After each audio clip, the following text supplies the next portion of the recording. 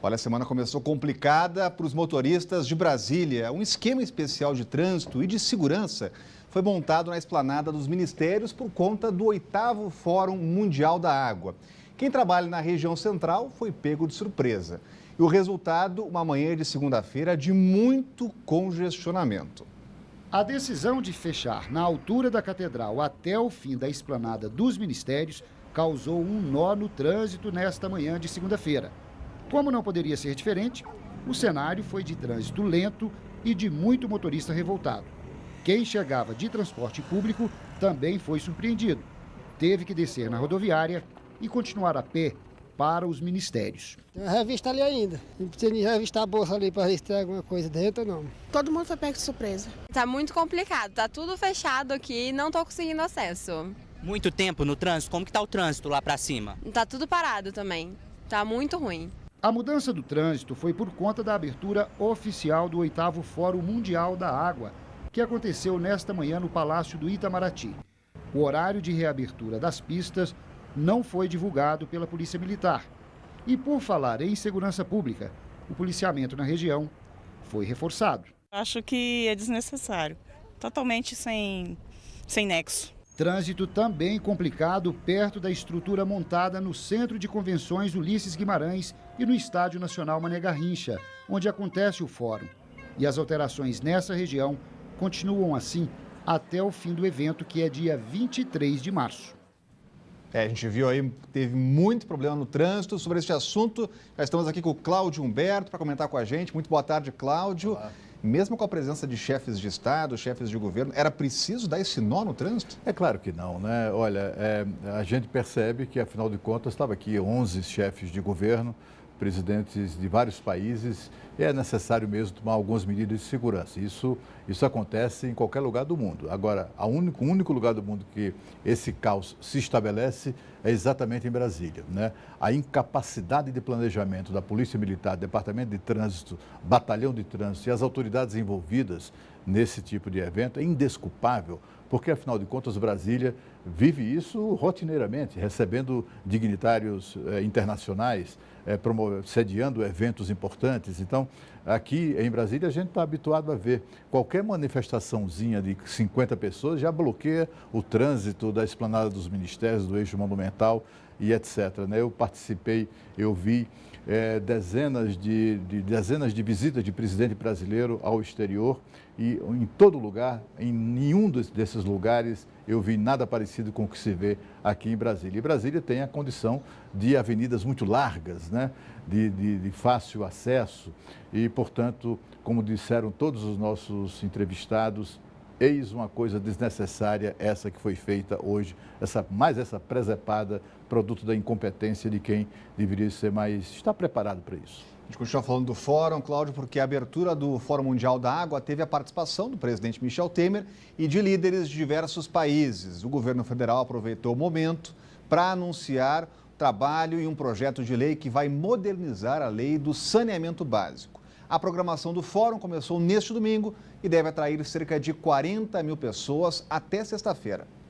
Na sessão de abertura do 8º Fórum Mundial da Água no Palácio do Itamaraty, o presidente Michel Temer enfatizou que assegurar a água é garantir dignidade à população. Para os chefes de Estado de vários países, Temer destacou ainda que a segurança hídrica é uma das políticas do governo brasileiro. Só para dar um exemplo, implementamos o programa Plantadores de Rios, que usa ferramentas digitais para defender nossas nascentes e nossas áreas de preservação permanente. O governador do Distrito Federal também participou da abertura oficial do evento. O Fórum Mundial da Água deve deixar um legado para essa e para as futuras gerações. Enquanto isso, no Centro de Convenções, a presidente do Supremo Tribunal Federal, ministra Carmen Lúcia, participava da abertura da Conferência de Magistrados e do Ministério Público no Fórum. Carmen Lúcia destacou a necessidade de políticas públicas para o fornecimento de água potável à população e lamentou o fato do Brasil ter feito mal à natureza nos últimos anos sem pensar em sustentabilidade. Cabe a nós do Poder Judiciário, acionados, já que não agimos de ofício, fazer com que se mude integralmente este quadro para que o meio ambiente ecologicamente equilibrado seja garantido para que nós possamos viver melhor.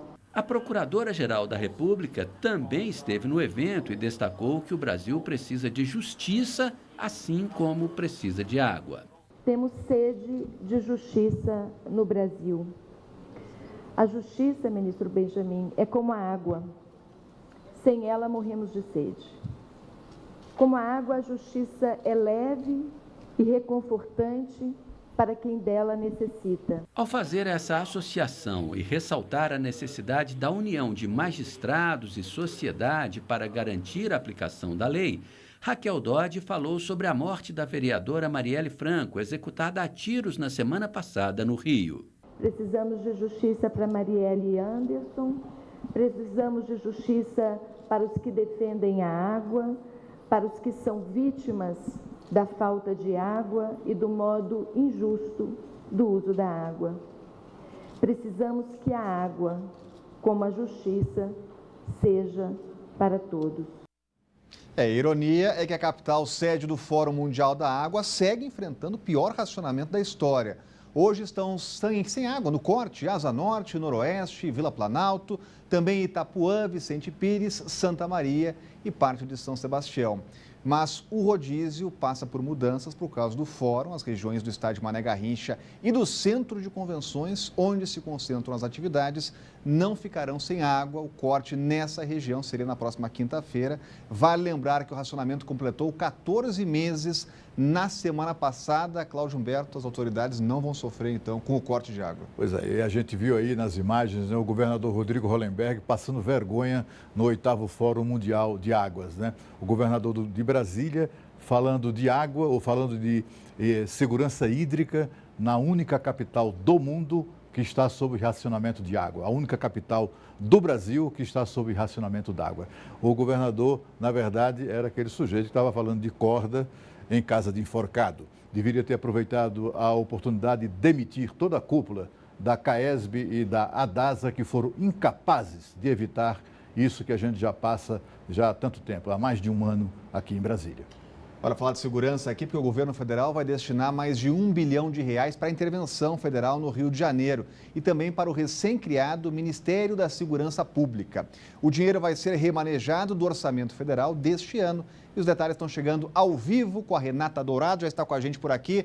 Muito boa tarde, Renata. Agora é hora de definir quanto vai para a intervenção, né?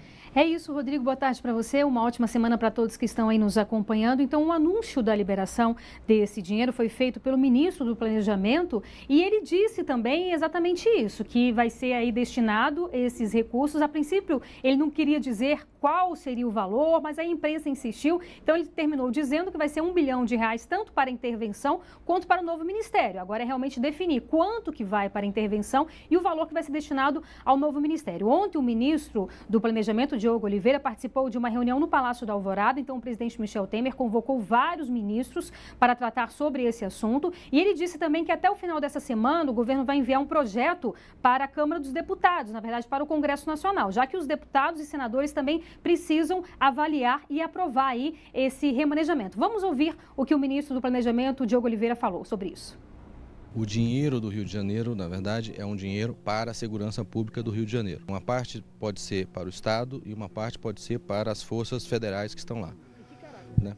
O caráter desse dinheiro é que dada a singularidade da intervenção, ele será um crédito extraordinário, né? Então, entra no caixa do governo do Estado, uma parte, e uma parte vai ser utilizada pelo próprio governo federal no custeio das suas forças e das suas despesas lá. Além disso, teremos recursos para o Ministério da Segurança Pública nas suas atividades e para implementar a sua política junto aos estados e ao sistema de segurança pública.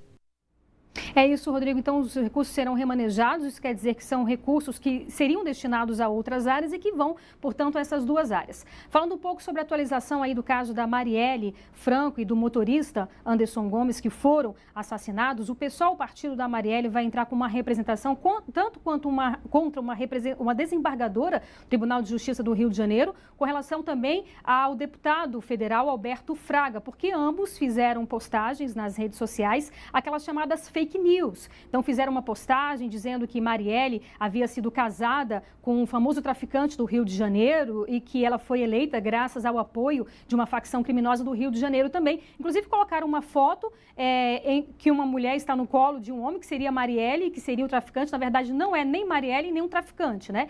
Então aí eles vão entrar com essas representações aí, Rodrigo, e vão também analisar outras pessoas que fizeram a mesma coisa, né? Divulgaram essas imagens, que são notícias mentirosas com relação à vereadora. Rodrigo.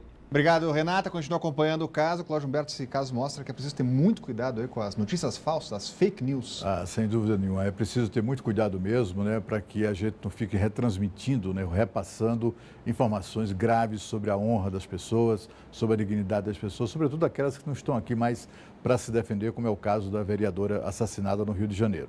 Esse dinheiro que está saindo, R$1 bilhão para o Rio de Janeiro, se deve a esse assassinato. É preciso ficar claro. Será que o governo teria essa iniciativa de mandar dinheiro? Porque tinha sido avisado já que não haveria recurso federal na intervenção, que os recursos seriam do próprio estado do Rio de Janeiro, né? Agora não, agora o presidente Michel Temer determinou a liberação de R$1 bilhão para o Rio de Janeiro, porque ele percebeu que esse assassinato e tantos outros que aconteceram, só no mesmo dia em que a vereadora era morta, 167 brasileiros também morriam nas mesmas condições, sendo executados no nosso país. Ele percebeu que ou ele encara para valer mesmo com seriedade essa intervenção, ou isso não vai dar o resultado esperado ao final dela em 31 de dezembro. E a seguir, a Miss Asa Norte vai representar o DF no Miss Brasil Be-Emotion em maio. Você vai conhecer, logo depois do intervalo, a mulher mais bonita da capital do país. E o Band Cidade está voltando já.